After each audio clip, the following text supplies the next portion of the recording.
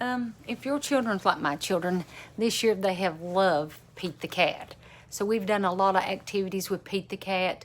The first one we done cause and effect. We talked about Pete the Cat in his school shoes, and they love to talk about the cause and effect.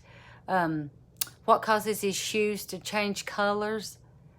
They like to talk about that. And then we also do Pete the Cat and his 4 groovy buttons.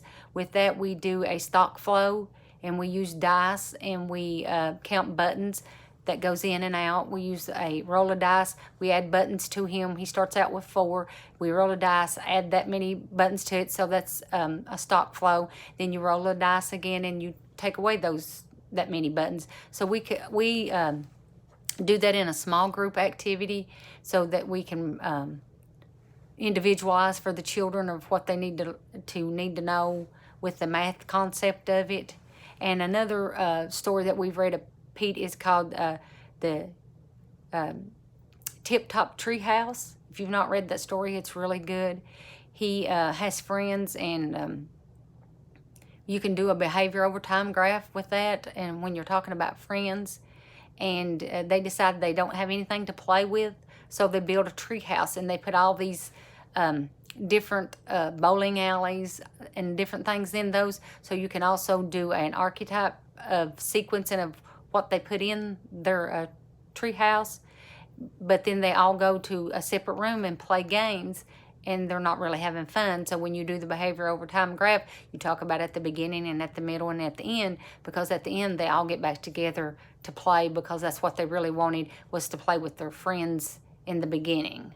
And then you can also do connecting circles, which friend went to which area of the tree house. So you can do a connection circle. Just about any of the tools you can intertwine or interact with different ones. It's according to what you want the outcome to be. And like I said, when the children do it, their outcomes, and I see a lot of this after we do a lot of these activities, we do a lot of journaling. And so they have their own journal, and they can go and get their notebook, which is their journal, and draw pictures in them. And sometimes they come up with a different idea than what I had for the activity. I might have been doing connecting circles, but then when they drew their pictures in their journal, they put it in a different perspective, and it's not wrong or it's not right. All I ask of them is to tell me about it.